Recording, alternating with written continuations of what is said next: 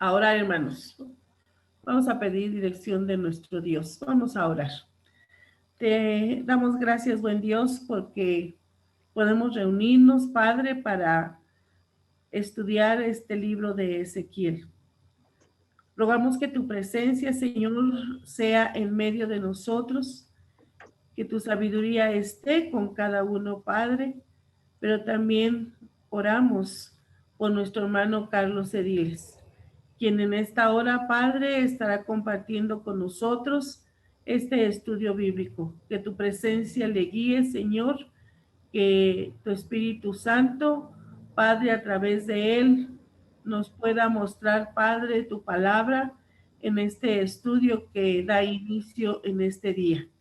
Sé con cada uno de nosotros, Padre, y en tus manos estamos. En el nombre de Cristo Jesús. Amén.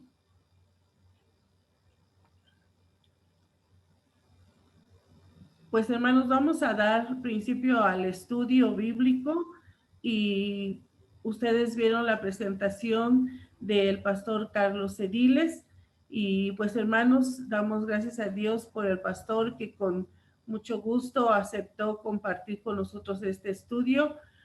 Pastor, que el Señor le bendiga y muchas gracias por compartir con nosotros. Es la iglesia de Peralvillo, el Divino Redentor. Muy bien. Gracias, hermana pastora. Primero, gracias por la invitación de poder compartir este espacio, este tiempo de estudio y de reflexión. Para mí siempre es un gusto, un privilegio poder tener estos tiempos con las congregaciones y poder aprender juntos. Vamos siempre con esta idea de que podemos aprender todos tenemos un conocimiento, todos de alguna manera tenemos una trayectoria y podemos desde ahí también y desde nuestras experiencias particulares compartir ese saber y eso que Dios también nos va dando en el caminar. Entonces, gracias por la invitación y vamos a iniciar este día con una introducción en el tema del profetismo bíblico, cómo se desarrollan los movimientos proféticos en el antiguo Israel, para luego poder ubicar al profeta Ezequiel, poder ubicar el ministerio del profeta Ezequiel dentro de esa perspectiva más amplia de lo que son los movimientos proféticos en Israel. Entonces vamos a tener para ello una presentación que vamos entonces a compartir en pantalla y nos va a ayudar para guiar nuestro estudio de esta noche para podernos introducir al tema. Vamos a trabajar 1 hora, es lo que hemos hablado de 7 a 8, esperando podernos ajustar un poco al tiempo sin ser de repente demasiado rígidos. Pues si tenemos ahí necesidad de algunos minutos extra, pues no hay problema.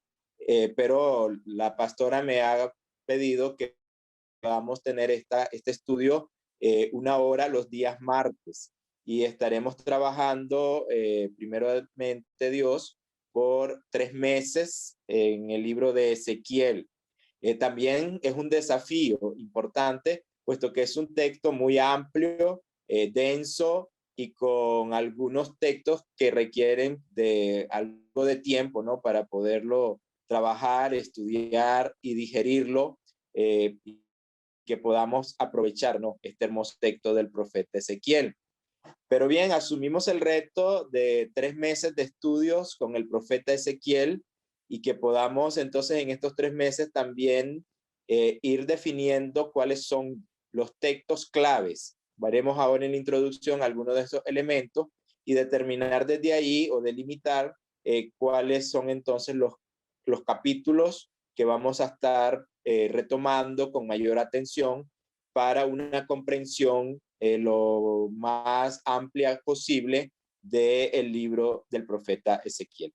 Entonces, en el camino, pues vamos a ir revisando también el ritmo que llevamos como grupo y las preguntas, los comentarios que van surgiendo, que también van a ir marcándonos algunas pautas para determinar qué hacemos, ¿no?, durante este tiempo, que sea de provecho y de edificación para la iglesia y también para seguir fortaleciéndonos en este conocimiento de la palabra de Dios. Vamos entonces a estar revisando, les decía también, algunos textos bíblicos. Por ello siempre es importante que tengamos a mano nuestra Biblia, porque vamos a compartir pasajes bíblicos y sobre todo los textos del libro de Ezequiel, y voy a estar solicitando en algún momento que me puedan colaborar con las lecturas de los textos que vamos a estar leyendo. Cuando hablamos del profetismo en la Biblia, nos ubicamos en el antiguo Israel, a la vez nos estamos ubicando en el Medio Oriente Antiguo, lo que conocemos, ¿verdad?, como Palestina, toda esta franja acá cerca del Mediterráneo, y también todo lo que implicó en su momento la historia de los grandes imperios que acompañaron al pueblo hebreo a lo largo de varios siglos. Entonces, estaremos retomando estos elementos históricos para poder ubicar, por un lado, el surgimiento de los movimientos proféticos en el antiguo Israel, y de esa manera también ubicar el momento histórico lo más concretamente posible del ministerio del profeta Ezequiel. Que también necesitamos revisar la formación del texto, la formación de los libros proféticos, porque hay que separar o distinguir un poco lo que son los movimientos proféticos y estos profetas clásicos, como los conocemos, que tienen su momento en la historia del pueblo hebreo, donde ellos desarrollan su ministerio, y luego el momento de la redacción de los textos, donde se recogen estos discursos proféticos, estos oráculos proféticos, y que luego también es otra historia, como decimos, ¿no? El tema de cómo se redactan estos textos, qué tiempo llevan en esta redacción, hasta llegar al momento en que el texto ya es fijo, es un texto que se fija y que se canoniza. Entonces, que también es otra historia, el tema de la canonización de los textos bíblicos. Entonces, vamos a tratar de distinguir estos aspectos para poder entonces ubicarnos en ese contexto del profeta y poder desde ahí comprender el mensaje. Es decir, ese mensaje, el contenido que tenemos en el libro del profeta Ezequiel, se vuelve más comprensible si tenemos de fondo el contexto sociohistórico. ¿Cuál era la situación política, económica, social, religiosa que vivía el pueblo, que se vivía en esa región en el momento, y que producen entonces estos textos que tenemos ahora? Hay que entonces pensar o iniciar en nuestro estudio que estos libros que nosotros llamamos, ¿no?, los libros proféticos, pues también son parte de un conjunto que hemos dividido en la Biblia a partir de los profetas mayores y los profetas menores, por un lado, pero por otro lado también son textos donde nosotros hablamos de profetas anteriores. Estos profetas anteriores son los profetas que no tenemos un libro de ellos, pero que sí se han registrado los relatos sobre estos profetas y sobre estos movimientos. Por ejemplo, si uno lee los libros de Samuel, los libros de Reyes, ahí uno se encuentra con estos movimientos proféticos. Samuel, por ejemplo, es presentado como un profeta, aunque tiene otros perfiles, tiene un perfil de juez, tiene perfil de sacerdote de repente. Uno de los perfiles más fuertes que vamos a encontrar del personaje de Samuel en estos textos es el perfil de profeta. Y es interesante porque vemos que estos movimientos surgen en Israel con mucha fuerza cuando surge también la monarquía. Si recordamos, Samuel como profeta es quien va a ungir a los dos primeros monarcas de Israel. Él unge a Saúl y luego va a ungir a David. Entonces son estos movimientos proféticos que irrumpen en la vida social del antiguo Israel para también acompañar el surgimiento de un nuevo sistema político como va a ser la monarquía. Entonces surgen los reyes y inmediatamente vemos también el surgimiento de los movimientos proféticos. Algunos piensan que los profetas precisamente comienzan a tomar un rol importante en la antigua sociedad israelita en este tiempo de la monarquía para poder funcionar como una conciencia en la sociedad, es decir, un contrapeso. Son estas voces proféticas las que van a denunciar los abusos del poder y a anunciar lo que el Dios de Israel desea para el pueblo y para el sistema monárquico como tal. Entonces, es por ello que vamos a encontrarnos con estos movimientos de manera más concreta al momento que tenemos acá también el surgimiento de la monarquía. Entonces, ya ahí tenemos un punto importante dentro de la historia donde podemos hablar del nacimiento de estos movimientos. Luego de Samuel, en el libro de los Reyes, por ejemplo, tenemos el movimiento de Elías y de Eliseo, que también serían estos profetas anteriores, que repito, no hay un libro escrito que recoge los oráculos, que recoge los discursos, como tenemos de Amós, de Oseas, de Isaías y del mismo profeta Ezequiel, que nos corresponde estudiar ahora. Pero sí tenemos relatos que hablan de estos profetas y de estos movimientos, como es el profeta Samuel, el profeta Elías y el profeta Eliseo, que serían como los más representativos dentro de estos grupos que se denominan como profetas anteriores. Y repito, no, hay que también separar un poco el tema del movimiento profético como tal, para luego también hablar del tema de los textos, ya la parte más literaria que tenemos cuando se recogen estos oráculos, estos discursos, y entonces ya tenemos los textos bíblicos. Y acá dentro de los profetas, que sí hay libros, entonces la división que hacemos es la de los profetas menores y los profetas mayores. Esto a partir de la extensión del texto bíblico. Vemos, por ejemplo, que los profetas mayores son Jeremías, Isaías y Ezequiel, porque estos libros son más grandes, son más extensos. Y entonces, a partir de esta extensión del texto, se les conoce como profetas mayores. Y luego tenemos los llamados profetas menores, puesto que sus libros son más pequeños. Y acá se hace generalmente se hace un inventario de 12 profetas menores que tenemos en el Antiguo Testamento.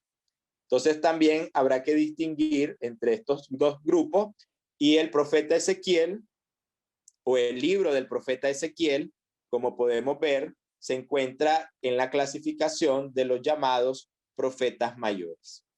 Y luego entonces también poder entrar a ese largo proceso de redacción y de una tensa historia de aceptación también.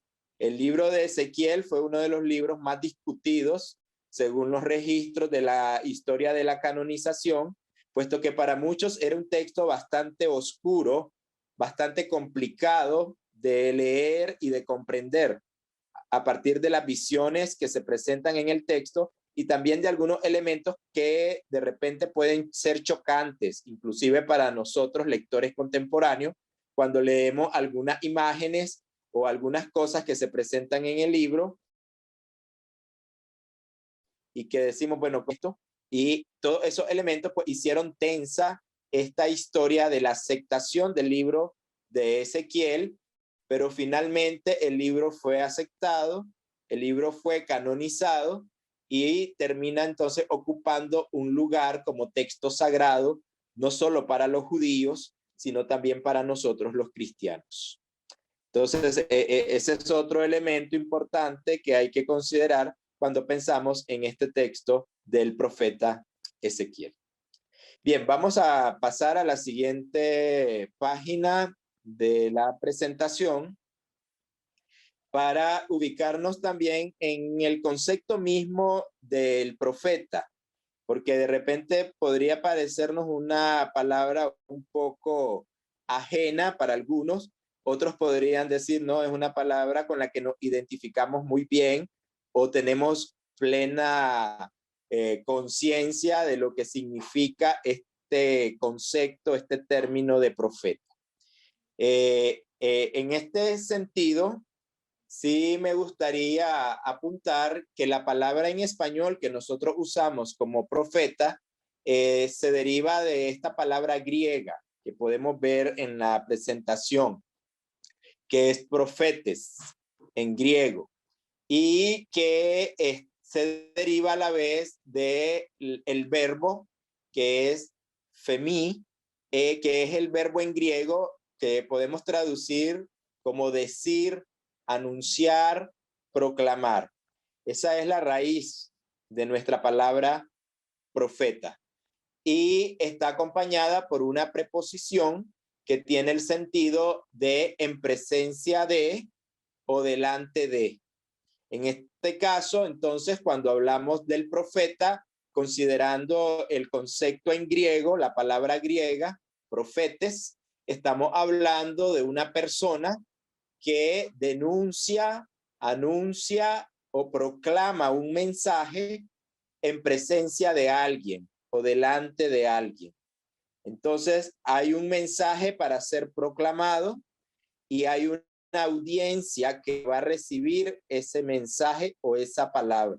Eso es lo que recoge de manera muy concreta el sentido y el significado de nuestra palabra griega profetes, de donde, repito, derivamos nuestra palabra profetas, ya en español. Ahora bien, entonces el profeta anuncia delante de otras personas un mensaje, y en este caso es un mensaje de parte de Dios, de parte de la divinidad. En la Biblia griega, recordemos que después del exilio babilónico, la comunidad judía, o existirán muchos grupos de la comunidad judía dispersos, y ya se ha perdido en este momento el hebreo como lengua popular, como la lengua del pueblo. El imperio persa, después del exilio babilónico, va a imponer el arameo como la lengua para los de Palestina. Y entonces recordemos que el arameo entonces se va a convertir en la lengua oficial hasta los tiempos de Jesús. En tiempos de Jesús, en Palestina se hablaba arameo. Es decir, si nos hemos preguntado qué idioma hablaba Jesús, pues la respuesta es que Jesús hablaba arameo.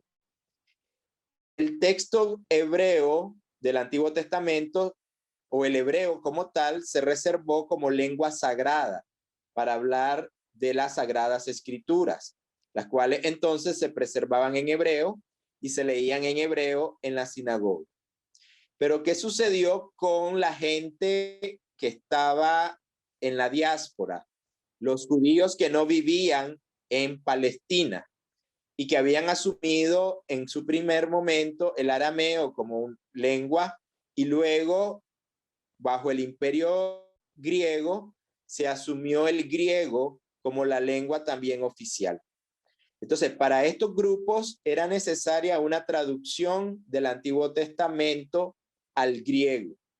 Y entonces tenemos la traducción de la 70, que conocemos como la traducción de la 70 o la Septuaginta, que es la traducción griega del Antiguo Testamento. En esa traducción de la Biblia al griego se traduce precisamente la palabra hebrea naví por el griego profetes.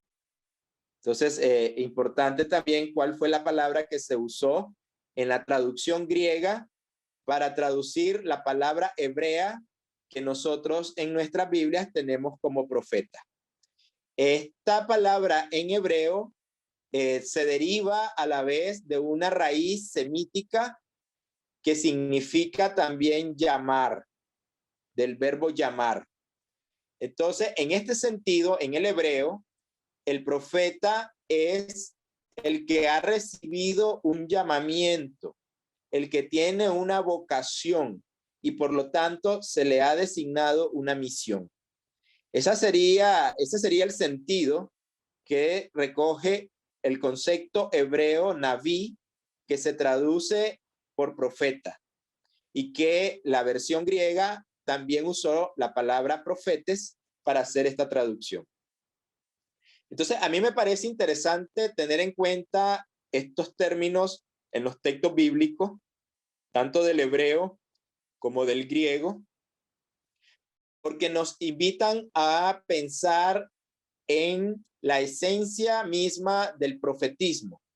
Es decir, el profeta es alguien que ha sido llamado y que recibe una vocación, una misión. Desde esa perspectiva, entonces, esa palabra que va a anunciar el profeta, ese mensaje que anuncia el profeta, no le pertenece.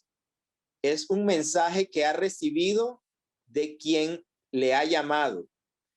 Y en este caso, si hablamos de que el llamado viene de Dios, entonces también el mensaje que el profeta va a anunciar es la palabra de Dios.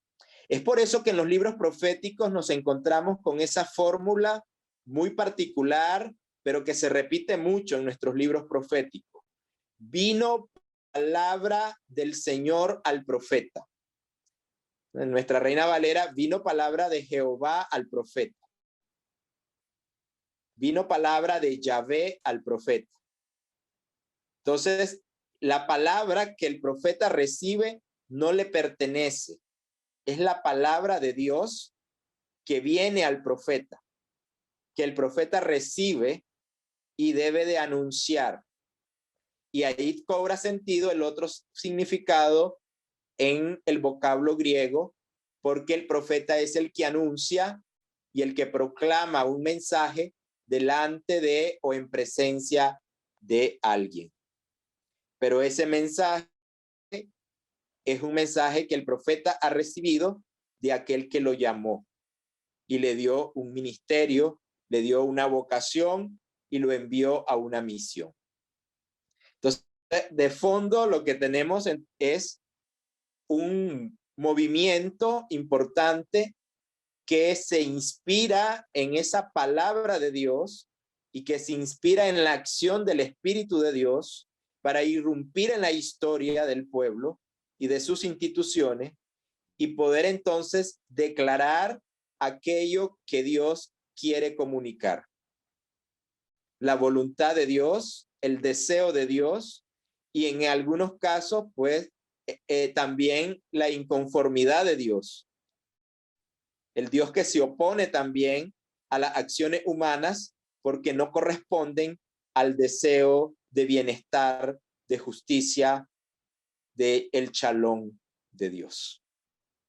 Entonces vamos a encontrarnos con que es un movimiento también contestatario, son movimientos en tensión, son movimientos que en muchos casos tendrán que correr riesgos importantes, puesto que esa palabra no siempre va a ser una palabra deseada por los poderosos, una palabra que va a estar conforme, ¿no?, a los planes de los poderosos, sino que muchas veces será una palabra inquietante, molesta, que se opone y que por lo tanto ser profeta y participar del movimiento profético termina siendo también un riesgo para la vida misma.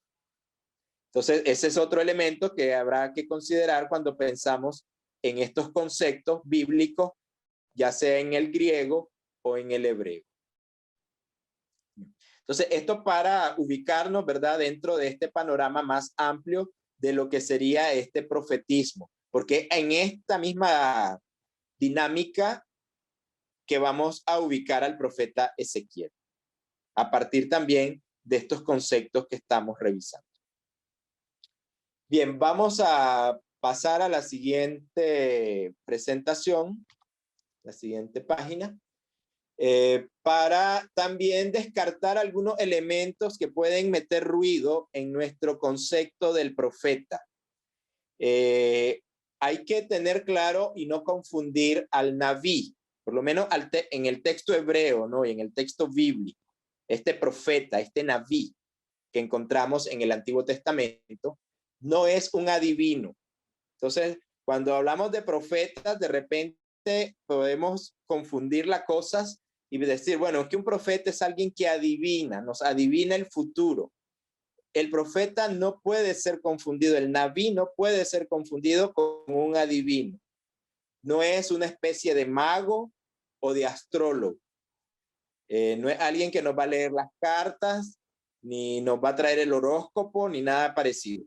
Entonces, desde ahí hay que comenzar a descartar estos elementos si queremos realmente ver el mensaje de los profetas en el contexto en el cual fue pronunciado primero, para luego hacer el puente hermenéutico y pensar, bueno, de este mensaje profético, en el caso de Ezequiel, ¿qué elementos podemos aplicar a nuestro tiempo y qué cosas podemos entonces nosotros contextualizar? No se trata de hacer una aplicación sin revisar el contexto, sin revisar ese contenido del mensaje y luego también hacer preguntas muy concretas desde nuestro propio contexto y desde nuestras propias realidades que nos toca vivir ahora como iglesia. Entonces, descartar por un lado esta visión simplista de querer ver a los profetas como una especie de adivinos, de magos o de astrólogos. Y aunque es un visionario, porque sí es un concepto que vamos a encontrar en los textos, se presentan como visionarios y podríamos revisar rápidamente el primer verso, ¿no? Del profeta Ezequiel, que será el texto que nos va a ocupar. Y entonces acá, si ustedes tienen su Biblia a mano, pueden entonces ver este primer verso del libro del profeta Ezequiel.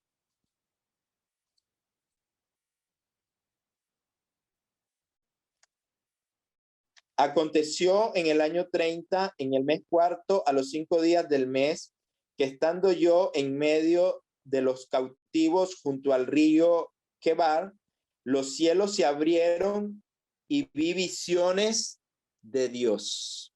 Entonces el profeta de entrada se presenta como un visionario, alguien que ve una visión y también deja claro que no le pertenece. Así como no le pertenece la palabra, tampoco le pertenece la visión. La visión es de Dios. Y entonces, ya en este primer capítulo, nosotros nos vamos a encontrar con una extensa visión llena de muchos elementos interesantes que ya les adelanto, pues de tarea, pues nos quedará leer este primer capítulo de Ezequiel hasta el capítulo 2 y el capítulo 3.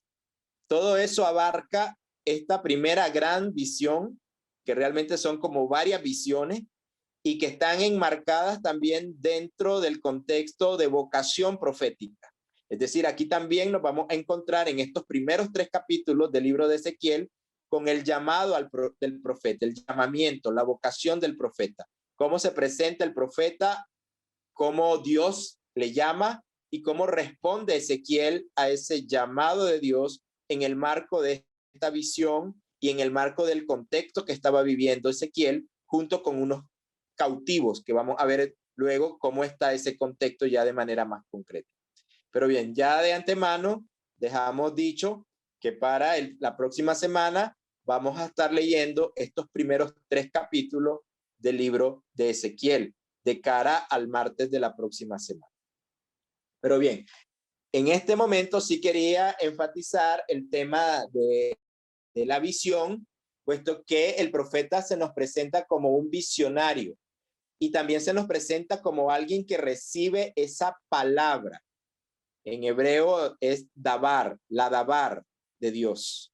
El profeta entonces recibe esa palabra que debe de ser anunciada. Y es muy común, como ya dije, encontrarnos con esa fórmula en los libros proféticos: vino palabra del Señor al profeta. Entonces, esta fórmula la vamos a encontrar acá, pero interesantemente en Ezequiel vamos a encontrar otras fórmulas que le son particulares. y que en su momento nos vamos a preguntar qué sentido o significado tienen estas fórmulas que introducen el oráculo o el discurso profético dentro de los textos que vamos a estar estudiando. Entonces, de manera general, el profeta en el antiguo Israel es una persona que en nombre de Dios habla en su propio tiempo. Y eso de nuevo se vuelve importante porque necesitamos revisar ese contexto histórico en el cual el profeta anuncia esa palabra de Dios. El profeta es hijo de su tiempo y también tiene una palabra para el pueblo en el tiempo que le tocó vivir. ¿Cómo esa palabra se sigue convirtiendo y sigue siendo para nosotros palabra viva de Dios? Y podemos leerla, interpretarla y aplicarla también a nuestro tiempo. Eso es posible cuando primero hemos hecho un estudio de ese texto desde el contexto en el cual nace ese texto. Entonces, no saltarnos los pasos hermenéuticos. Primero necesitamos comprender el tiempo que vivió Ezequiel, cuáles eran esas situaciones sociales, políticas, económicas, religiosas, tanto a nivel interno, nacional, como esa perspectiva más internacional que también vamos a encontrar en estos textos. Y a partir de esas realidades, poder comprender ese mensaje que anuncia cada uno de los profetas. Entonces, nos movemos entre ese presente del profeta, puesto que esa palabra se anuncia para ese tiempo, pero en función de actos salvíficos que ya Dios ha realizado en la historia. Los profetas vuelven a ver el pasado, no para anclarse en el pasado, sino para reconocer que Dios es un Dios histórico, es un Dios que ha actuado a lo largo de la historia y que así como Dios ha salvado a su pueblo en otros momentos de la historia, ahora también Dios va a actuar a favor del pueblo y para la salvación. Entonces, desde las tradiciones del pueblo, los profetas se alimentan para poder animar la esperanza, afirmar la fe y reconstruir aquello que necesita ser reconstruido. Entonces, esa es un poco la labor que vamos a encontrar dentro de este ministerio profético. Entonces, sí se manejan los tiempos. El profeta habla a su presente, retomando el pasado para poder guiar, para poder iluminar al pueblo hacia un porvenir salvífico y liberador. Entonces, para tener apertura al futuro, pero soñando, visionando un futuro en el cual Dios está presente y en el cual Dios quiere traer salvación, vida y liberación. Entonces, son hombres profundamente creyentes que desde la fe en Dios, en este Dios histórico, van a pronunciar una palabra que alienta la esperanza y permite entonces soñar con un futuro mejor. Y ahí es donde entra este sentido de la visión, ¿no? De ser visionarios y ser soñadores también. No adivinan el futuro, sino que nos dicen cómo Dios está actuando, cómo Dios ha venido actuando. Nos revelan el plan de Dios, el deseo de Dios, el proyecto de Dios en la historia. Y si conocemos ese plan y ese proyecto de Dios, entonces podemos animarnos a seguir en lo que estamos, en la lucha que llevamos, también como los profetas en su momento, soñando y visionando ese proyecto de Dios que Jesús llamó reino de Dios y que seguimos nosotros empujando y seguimos colaborando con la misión de Dios en el mundo. Entonces, desde ahí, tampoco nosotros queremos adivinar el futuro, pero estamos tranquilos porque sabemos que el futuro, igual que el presente y el pasado, están en las manos de Dios. Y desde ahí entonces podemos continuar con los ojos de la fe, animando nuestro caminar desde nuestras comunidades. Entonces, veamos dos esquemas para comprender mejor este nacimiento de los movimientos proféticos y volver un poco a la ubicación, ¿no?, del ministerio de Ezequiel dentro de este desarrollo de estos movimientos proféticos. Este primer esquema que tenemos acá es una gráfica que nos permite ver el desarrollo histórico del pueblo hebreo primero y un poco luego lo que son las comunidades cristianas del siglo I después de Cristo. Entonces, si ustedes ven, es una especie de escalera. La escalera viene descendiendo para llegar, porque recuerden, antes de Cristo el tiempo viene como que vamos hacia atrás, ¿no? Entonces, para llegar a Cristo y luego de Cristo comenzamos como a subir de nuevo la escalera. Si la escalera continuara, llegaríamos al año 2021, que es donde estamos. Pero en este caso la escalera llega solo al año 100 después de Cristo, que es ese primer siglo del cristianismo primitivo, donde se van a dar las redacciones de los textos que ahora conforman nuestro Nuevo Testamento. Entonces, la escalera antes de Cristo nos da la historia del pueblo hebreo y la conformación, redacción de los textos que también conforman el Antiguo Testamento. Entonces, un poco hacia atrás, tal vez un episodio o un acontecimiento importante en la historia de Israel es el Éxodo. Recordemos que el Éxodo en los textos bíblicos tiene un peso fundamental para animar siempre la presencia liberadora de Dios en la historia. El Éxodo se termina convirtiendo en una tradición clave que luego vamos a ver reinterpretada en muchos textos bíblicos y especialmente de los profetas. Los profetas siempre están hablando de un nuevo Éxodo. Y cuando llegamos al Nuevo Testamento, se sigue retomando esta idea del nuevo Éxodo. Llegamos a Apocalipsis y ahí también tenemos la idea del nuevo Éxodo. Es decir, de este actuar liberador de Dios en la historia que se va realizando en cada momento en que el pueblo de Dios pues va participando de la historia. Entonces, importante tener este hecho, esta tradición de fondo, porque luego veremos cómo se retoma en muchos de estos textos. Luego tenemos alrededor del año 1000, como vemos en la gráfica, para muchos en el año 1000 se da el nacimiento de la monarquía en Israel. Y hemos recordado, ¿verdad?, el primer monarca que fue ungido por Samuel, que fue Saúl, pero a nuestra mente probablemente el monarca del cual más historias tenemos o recordamos es David.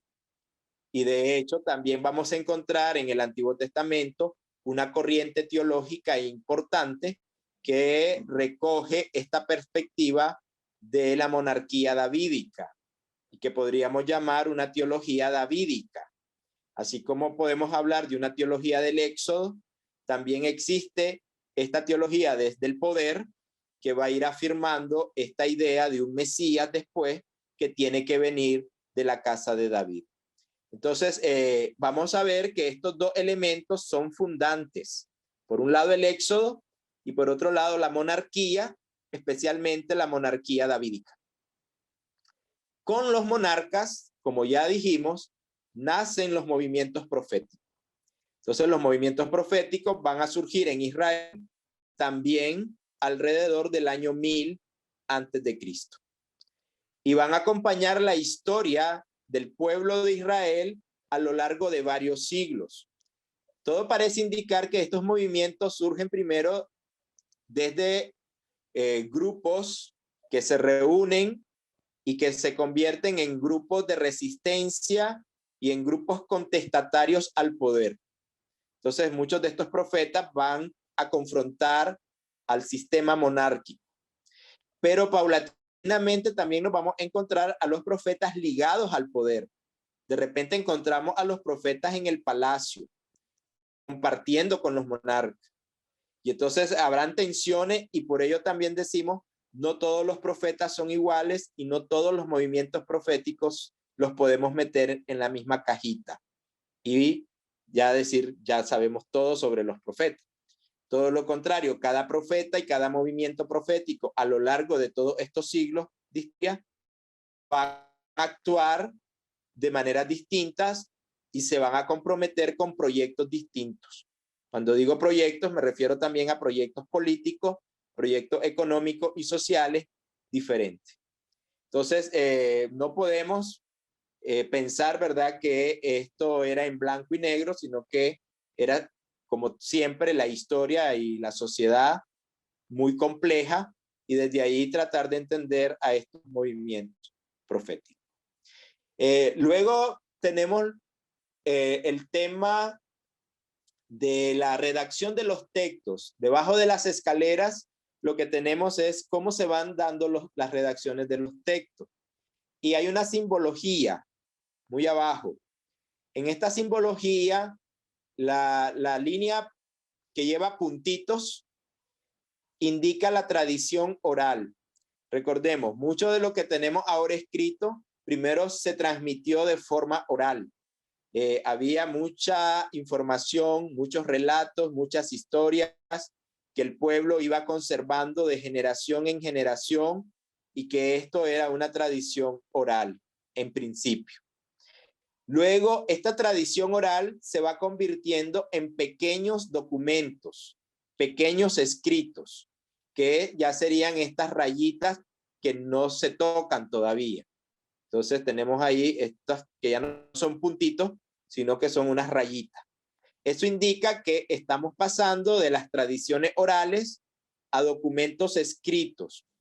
Las cosas que se escribieron probablemente primero o los documentos más antiguos son canciones, oraciones, confesiones de fe, que se iban recogiendo en pequeños fragmentos o documentos, para luego ir dando lugar a la redacción de textos más amplios y más complejos, que ya serían nuestros libros bíblicos, y que ya estaríamos hablando de una redacción escrita de documentos y de llegar a una redacción final.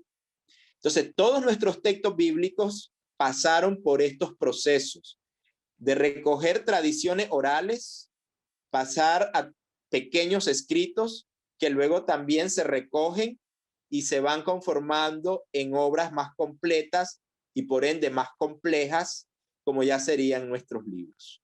Entonces, así podemos ver en qué momento se va construyendo, por ejemplo, el Pentateuco, los textos históricos o los libros históricos como los conocemos, los textos proféticos que también tuvieron una parte de tradición oral en su momento.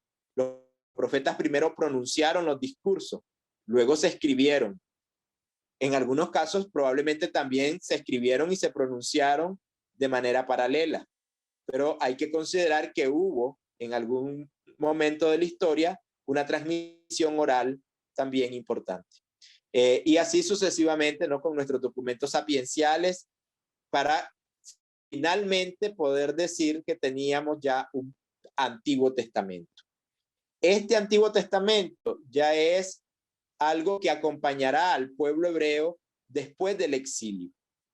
Es decir, antes del exilio estaban pequeños documentos y fragmentos, sobre todo también códigos legales que ayudaban a organizar la vida del pueblo y de las tribus, pero un Antiguo Testamento y sobre todo la Torá, la ley, que para los judíos es el corazón de su texto sagrado y se convierte en lo más importante, esa Torá, esa ley, ya la tendrán después del exilio, como un documento fundante para la fe del judaísmo, porque aquí también después del exilio que vamos a ver un desarrollo de la religión que conocemos como judaísmo. Entonces, ¿cómo se van organizando estos elementos? Y esto llevó bastante tiempo. Dentro de esas redacciones, pues habrá que ubicar en su momento también al profeta Ezequiel y el libro, el texto del profeta Ezequiel. Esto para la parte del Antiguo Testamento, que es lo que más nos interesa, porque queremos estudiar a Ezequiel. Pero acá les queda en la gráfica también la parte del Nuevo Testamento, que como podrán notar, de la misma manera, primero tenemos los acontecimientos. Jesús vino, vivió, realizó su ministerio, llamó a los discípulos, pero Jesús no escribió nada. Y los discípulos comienzan a escribir sobre Jesús alrededor del año 70 después de Cristo. Y realmente, aunque los evangelios están al inicio del Nuevo Testamento, los primeros documentos que se escriben no son los evangelios, son las cartas, y probablemente las cartas de Pablo, que se escriben alrededor del año 50. Entre el 50 y el 64 después de Cristo, Pablo escribe todas sus cartas. Luego en el 70 hacia el 90 se escriben los evangelios, y luego entre el 90 al 100 y probablemente un poquito más del 100 se escriben otros textos como las que llamamos cartas católicas, ¿no? Primera, segunda de Pedro, las cartas de Juan, Santiago, Judas, son textos tardíos, y algunos también ubican como un texto ya más tardío el Apocalipsis, nuestro texto con el cual se cierra el Nuevo Testamento. Entonces, de igual manera, hay una historia también de tradición oral, de pequeños documentos, hasta conformar los textos tal como los tenemos ahora, no solo para el Antiguo, sino también para el Nuevo Testamento.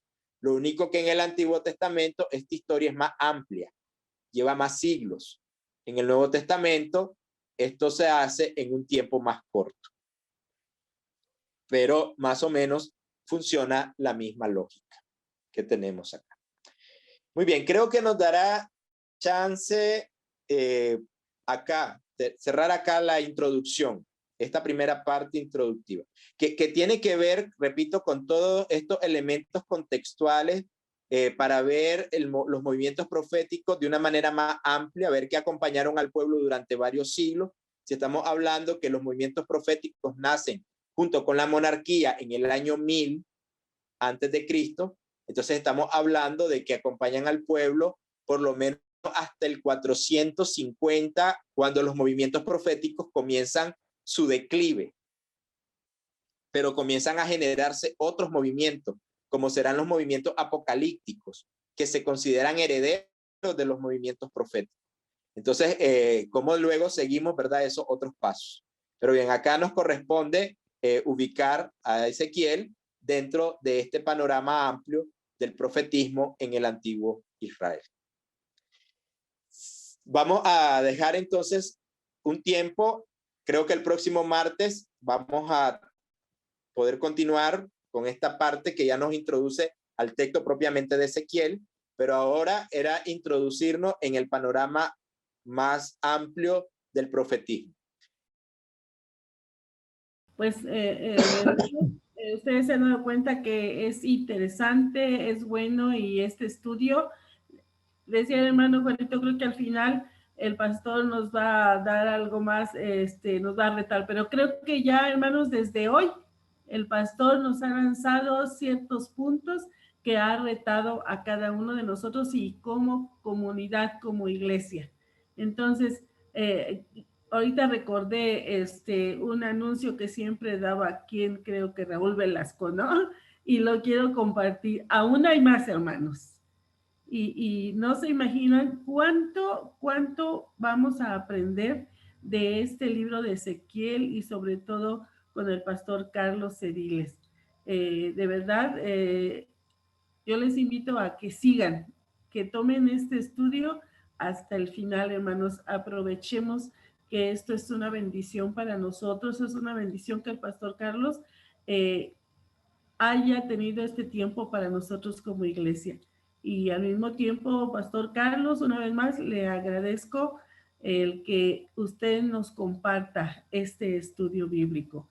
Y pues, hermanos, adelante, sigamos. Y tal vez, hermanos, en este momento todos podemos prender nuestra cámara y saludar al pastor.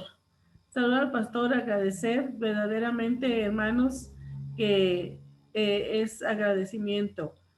Y pues, pastor, gracias. Gracias. Vamos a terminar este momento. Le pido al hermano Rafa que nos guíe en una oración para terminar. Bendito Padre Celestial, gracias te damos, Señor, por la vida del pastor que nos comparte esta información tan importante, Señor. Gracias te damos por la vida de nuestra pastora y de todos y cada uno de mis hermanos aquí reunidos, Señor. Gracias, Padre Celestial, porque tú pones los medios, las herramientas necesarias, Señor, para que podamos continuar con nuestro crecimiento espiritual, Señor, y conocer un poco más de tu palabra y tener una correcta interpretación de la misma. Señor, te rogamos muy humildemente, Padre, que guardes nuestros corazones, nuestras mentes y que nos permita, Señor, continuar con este estudio y sigas bendiciendo a nuestro pastor para que él pueda seguir compartiendo estas palabras, Señor, y este estudio, bendito Padre. Te rogamos que seas con cada uno de nosotros, en el nombre y por los méritos de nuestro Señor Jesucristo. Amén. Amén. Muchas gracias, hermano Rafa. Dios les siga bendiciendo. Bendiciones a todos. Pastor Carlos, Dios les siga bendiciendo. Bendiciones para todos. Hasta luego, pastor. Hasta luego.